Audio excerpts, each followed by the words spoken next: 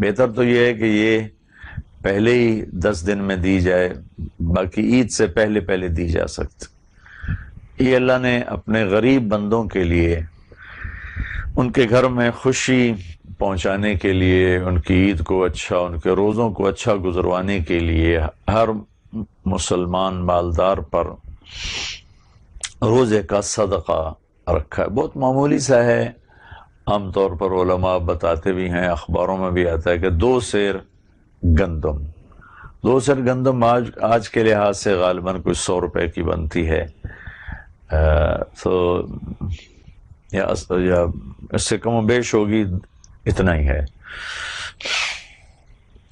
اگر یہ دے دیا جائے تو حکم پورا ہو جاتا، لیکن میں آپ کو اللہ کے نبی کی سنت بتانا چاہتا ہوں تاکہ آپ کے ذریعے سے غریب لوگوں تک زیادہ پیسہ چلا جائے۔ ہمارے نبی پاک صلی اللہ تعالی علیہ وسلم کشمش کا فطرانہ دیا کرتے تھے، صدقہ فطر۔ گندم 2 کلو بنتی ہے اور کشمش 3 کلو ہے، تو آپ نے یا تو کشمش، اس زمانے میں پیسے تو دیتے نہیں تھے، چیز دیتے تھے، یا آپ کھجور دیا کرتے تھے یا آپ کشمش دیا کرتے تھے۔ کشمش کافی مہنگی ہے، کھجور بھی اچھی خاصی مہنگی ہے، اس کے مقابلے میں گندم بہت سستی ہے۔ کشمش کے لحاظ سے اگر صدقہ فطر دیا جائے تو میرے خیال میں ایک آدمی کا 1000 سے اوپر بنتا ہے، یا کم از کم 1000 بنتا ہے اچھی کشمش۔ اور کھجور کے حساب سے دیا جائے تو وہ بھی کم از کم 300-400 بن جاتا ہے کسی اچھی کھجور۔ مجھے بھاؤ معلوم نہیں، آپ بازار میں معلوم کر کے اس کے مطابق ادا کریں۔ اور گندم کے لحاظ سے بھی کوئی دینا چاہے تو ہو جاتا ہے، لیکن بہتر یہ ہے، آپ سب کی خدمت میں گزارش ہے کہ آپ صدقہ فطرانہ کشمش کے حساب سے دیں۔ 3 کلو کشمش کا ریٹ معلوم فرمائیں اور اس کا حساب لگا کر گھر کے جتنے افراد ہیں، اس میں زکوٰۃ تو بالغ پر ہوتی ہے، صدقہ پھر چھوٹے بچہ کا بھی ہوتا ہے، جو 1 دن پہلے پیدا ہوا ہے اس کا بھی ہوتا ہے۔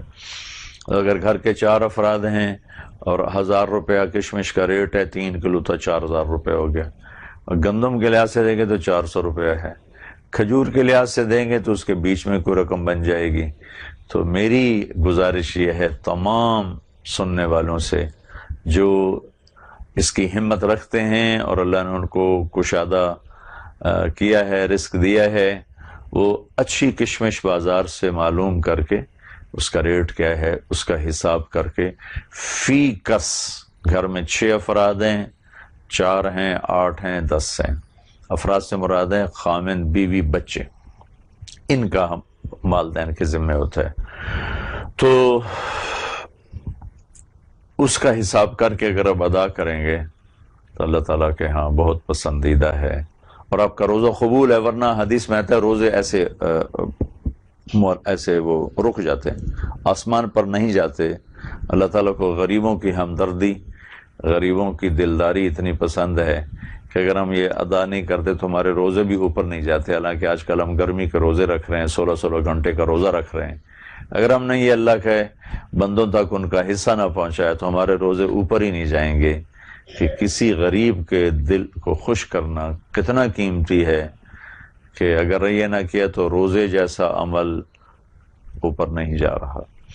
تو آپ تمام سننے والوں کی خدمت میں گزارش ہے کہ یہ رمضان کی زکوٰۃ ہے، اور ویسے بھی زکوٰۃ کی فرضیت اللہ نے مالدار پر رکھی ہے، اس کے لیے ہے وہ 1 سال پیسہ پڑا رہے تو اس پہ زکوٰۃ ہے۔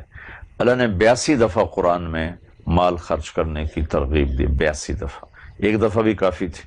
اقیموا الصلاۃ وآتوا الزکوٰۃ، 10 دفعہ اللہ تعالیٰ نے قرآن میں ارشاد فرمایا نماز پڑھو زکوٰۃ دو، نماز پڑھو زکوٰۃ دو۔ رمضان آہستہ آہستہ آگے جا رہا ہے اور ختم ہونے کی طرف جا رہا ہے، بہت سے ہمارے بہن بھائی نمازیں پڑھ رہے ہیں، جو ہی عید کا چاند نظر آئے گا نمازیں چھوڑ دیں گے۔ میں ان کی منت کروں گا، ان کے سامنے ہاتھ جوڑوں گا کہ نماز ایمان کا سب سے بڑا فریضہ ہے، نماز نہ چھوڑیں۔ کبھی چھوٹ جائے تو وہ الگ مسئلہ ہے، اس کی قضا دے دی جائے، لیکن پڑھنی ہی نہیں، اس نافرمانی اور گناہ سے توبہ کر کے نماز نہ چھوڑنے پائے۔ اور دوسرا ہے زکوٰۃ، جو عام طور پہ رمضان میں دینے والے حساب کیا کرتے ہیں، جو کہ اس میں ہر ایک کو لالچ ہوتا ہے کہ 70 گنا ہو جائے گا۔ تو اس میں میری یہ گزارش ہے کہ جو ہمارے بھائی بہن جن پر زکوٰۃ فرض ہے نہیں دے رہے، اللہ کے واسطے زکوٰۃ دیا کریں، اس سے غریبوں کے چولہے جلتے ہیں، اللہ خوش ہوتا ہے۔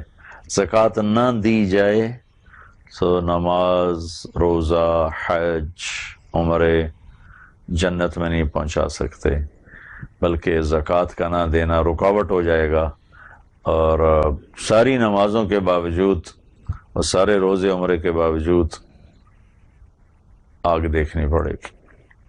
اور اللہ کو سخی سے پیار ہے۔ شیطان سے پوچھا گیا تیرے دشمن کون ہے، تو اس نے بہت سارے بتائے، اس میں ایک یہ بتایا کہ وہ مالدار جو اپنے مال کو خرچ کرتا ہے اللہ کے نام پر، مجھے اس سے ڈر بھی لگتا ہے، وہ میرا دشمن بھی ہے۔ جو مسلمان باوضو رہتا ہے، مجھے اس سے ڈر بھی لگتا ہے، وہ میرا دشمن بھی ہے۔